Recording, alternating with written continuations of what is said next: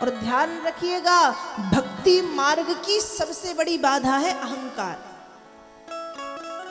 भक्ति करते हैं हम और अहंकार आ जाए कि अरे हम तो 4 घंटे बैठ के जाप करते हैं, अरे हम तो सुबह से 3 बजे उठ जाते हैं, नहा लेते हैं, पूजा करते हैं, हमसे बड़ा तो कोई भक्त नहीं, हमसे बड़ा तो कोई संयमी नियमी नहीं है, व्रती नहीं है। तो जहां भक्ति में अहंकार जागा तो भक्ति फिर समाप्त हो जाती है। भक्ति निराभिमानी होकर के करनी चाहिए, भक्ति में अभिमान का स्थान नहीं है। पर नारद जी को अहंकार आया और नारद जी भगवान शंकर के पास पहुंचे। और जब नारद जी भगवान शंकर के पास पहुंचे तो भगवान शंकर से प्रणाम इत्यादि करके नारद जी ने अपनी पूरी गाथा भगवान शंकर को सुना दी कि ऐसा ऐसा मेरे साथ हुआ। प्रसन्नता पूर्वक भगवान शंकर ने नारद जी की पूरी बात सुनी, लेकिन पूरी बात सुनने के बाद भगवान शंकर ने नारद जी को अच्छी बात समझाई।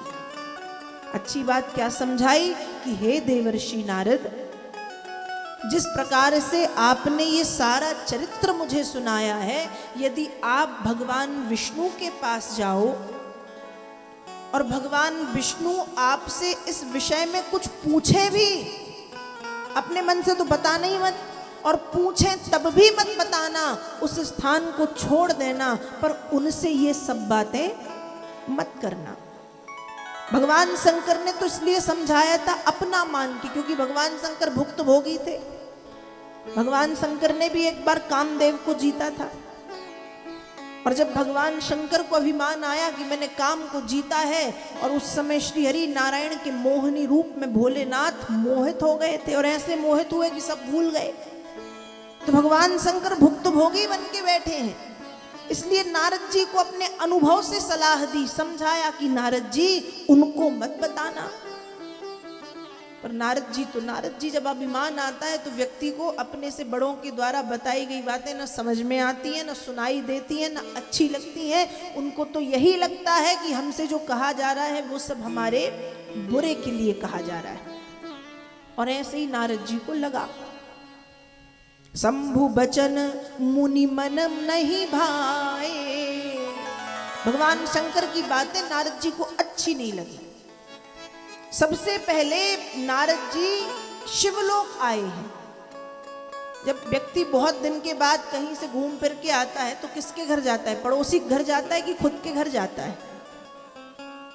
आप कहीं जाओ 10-12 दिन के लिए और जब लौट के आओ तो सीधे पड़ोसी के घर जाओगे कि अपने घर? अपने घर जाएंगे ना। लेकिन नारद जी कहाँ पहुंचे? कैलाश। क्यों?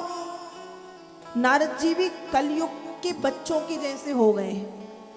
जैसे कलयुग का प्रभाव ऐसा है कि बच्चे जब कुछ करते हैं तो वो अपने माता पिता को बाद में बताएंगे, पहले अपने मित्र उनके ज़्यादा सगे हो जाते हैं, पड़ोसी उनके ज़्यादा सगे हो जाते हैं, दूसरे लोग उनके ज़्यादा सगे, मम्मी पापा को कुछ नहीं बोलते, वो दूसरों को बोलेंगे। तो वैसे ही लगता है नारद जी इस कलयुग की हवा में नारद जी को ज़्यादा लग गई। नारद जी को जाना है ब्रह्मलोक। ब्रह्मलोक मतलब पिताजी का घर, नारद जी का घर। लेकिन नारद जी कहाँ गए? शिवलोक। और नारद जी शिवलोक अभिमान में गए कि अब भगवान शंकर से ये बताने कि महादेव अब तुम बस नहीं हो जिसने काम को जीता है, अब मैं भी तुम्हारे समकक्ष हूं, मैंने भी काम को जीत लिया है। पर भगवान शंकर ने तो बहुत अच्छी सलाह दी, पर नारद जी को कुछ समझ नहीं आया। तो शंभु बचन मुनि मन नहीं भाए, तब विरंची के लोक सिधाए। फिर पहुंचे हैं ब्रह्मा जी के पास, पिताजी के पास, और उनको कुछ नहीं बताया नारद जी ने, क्योंकि मानस में गोस्वामी जी ने कुछ नहीं लिखा, सिर्फ यही लिखा है कि तब विरंच के लोक सिधाए। तो नारद जी को कलयुग की हवा लग गई है कि पहले शंकर भगवान के पास गए, उनसे सब बताया, लेकिन जब खुद के घर पहुंचे, खुद के पिताजी के पास पहुंचे, तो उनको एक शब्द नहीं बताया कि मेरे साथ क्या हुआ या मैंने क्या किया।